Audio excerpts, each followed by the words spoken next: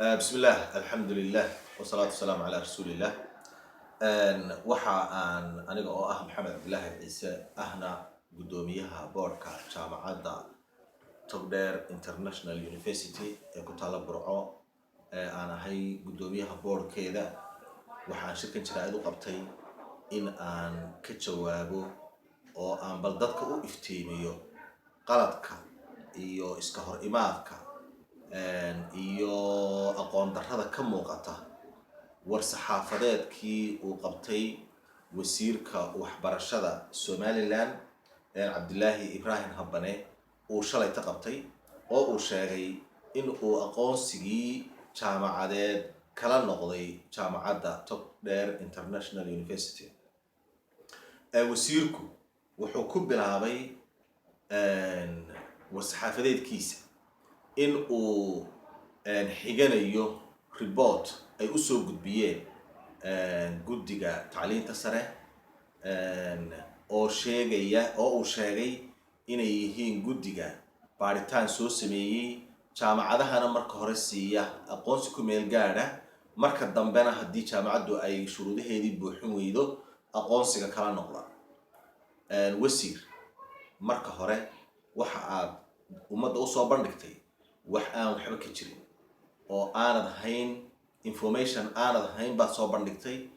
higher commission kuu soo gudbiyey in aanu shahaado ku meel gaadha jaamacaddaasi haysatay oo dabadeetna aanu shuruudihii buuxin weynay intay baaritaan nagu sameeyeen oo shahaadadii iyo aqoonsigii ku meel gaadhka nagala noqday report noocaasoo lagu soo gudbiyey ma jiro.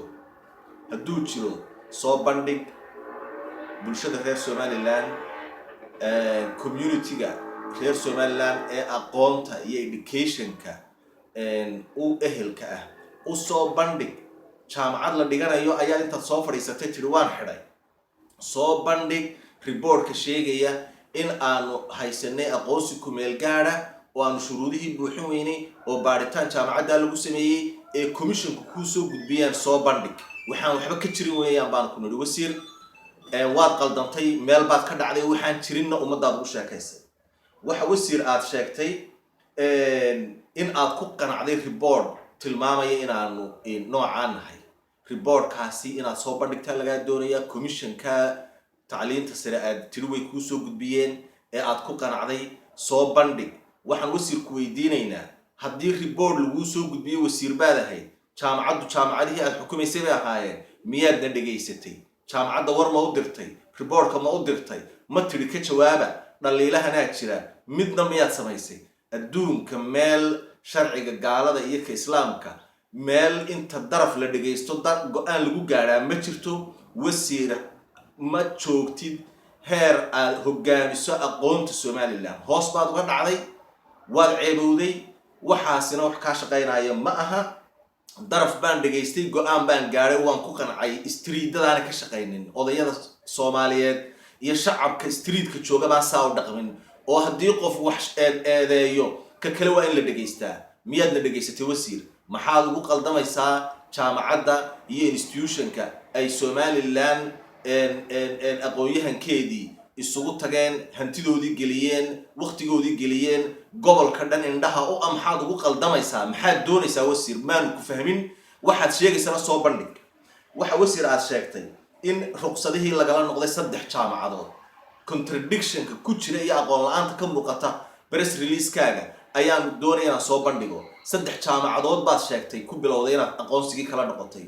isla hadalkaaga waxaad ku caddaysay in المعهد العالي aanu jaamacad ahayn oo aanu aqoonsi jaamacadeed bahaysan ayaad haddana xagga dambe ka sheegtay oo aad tiri way soo dalbadeen oo shuruudii bay buuxin waayeen. hadday buuxin waayeen dee maxadkoodii bay ahaanayaan. ma jaamacadaad xidhayba? maxaad dadka beenta ugu sheegaysaa? waxaad sheegtay jaamacad kaloo magaceeda ma si fiican u garanaynin oo aad wax isku walaaqan ka sheegtay oo iyadana aad tiri mar horaantiina ka tiri waa jaamacadaan ruqsadii kala noqonay.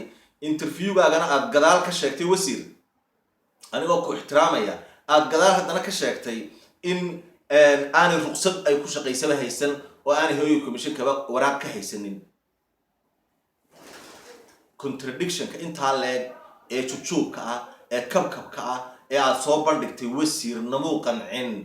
jaamacad dhisan oo gobolka togdheer kuwa ugu tayo fiican ku jirta ayaad intaad iska soo fadhiisatay tiri waan xidhaya jaamacaddan wadankii ka jirtay intaasoo dufcadood baa ka baxay horumar weyn baanu ku tallaabsanay waxaanu bedelay magacii ardaydii shahaadooyinkoodii baanu iminka bixinaynay kuwii qalin jabiyey ee ay ka maqnaayeen waxa aanu keenay qalab cusub qaar kalaa soo socday jaamacadaanu ku soo xidhnay aqoontii gobolkaanu doonayn inaanu kor u qaadno ardaydii iyo waalidkii iyo gobolkii oo dhan baa jaamacadda taageersan oo ay indho u yihiin ma togdheer baad rabtaa inaad indhaa ka riddo wasiir maanu ku fahmin waxa aad ujeedo soo bandhig hala wareegaalaysanina wasiir soo bandhig waxa aad aragtay ee jaamacaddan ka qaldan ee lagu soo gudbiyey waanu doonaynaa wafdi baanu kuu soo dirnay markaad ogaatay inay xafiiskaaga yimaadeen oo ay doonayaan inay kula kulmaan ee ay dhiijigaaga la kulmeen ayaad ballan degdega saxaafadda u yeedhato aad qabatay wasiir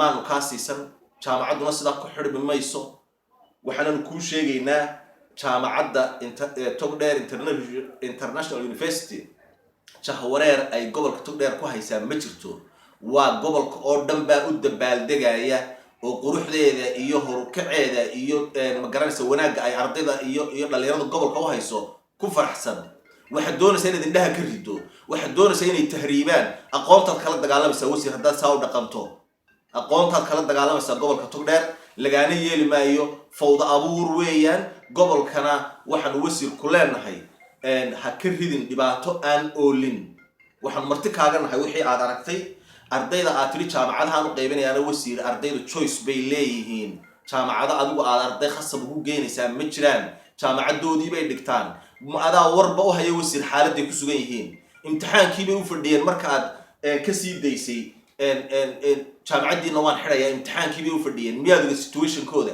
xaaladooda ma la socotay miyaad ogeed inay imtixaan ku jireen askar baa iyagoo imtixaankii ku jira ugu tagtay oo tiri kasoo dareera wasiir waad ku fashilanteen oo wasaaraddaadu way fashilantay arrintan way ku fashilantay waxa lagaa doonayaa wixii kugu kalifay baan loo doonayaa oo gobolka togdheer iyo aqoon-yahanka somaliland jaamacaddaa maanta ku dhacday mid kastay ku dhici kartaa hadday hadalkaaga ku xidhan yihiin oon sharciga kala dambayni jirin qaar badan oo dambaa bilaash ku xidhmaaya oo taya leh oo waxbarasho leh wasiir waxaan ku leenahay arrinkaas eeg dib u eeg ka noqo waad maqnayd xafiiskaagaanu dhimi wafdi baanu kuu soo diray markaanu magaca bedelaynay dibadaad ku maqnayd wasiir ku-xigeenkaagii baanu arrintii uga warranay wuu ku qancay ogolaanshuu noo qoray xafladdii buu nagala soo qayb galay markaa timi maxaad wixii oo dhan u burinaysaa ma waxaad leedahay wasiirku ima meteli kara markaan maqanahay waa maxay waxa aad aragtay wasiir soo bandhig waxa aad aragtay waa la doonayaa gobolka togdheer way doonayaan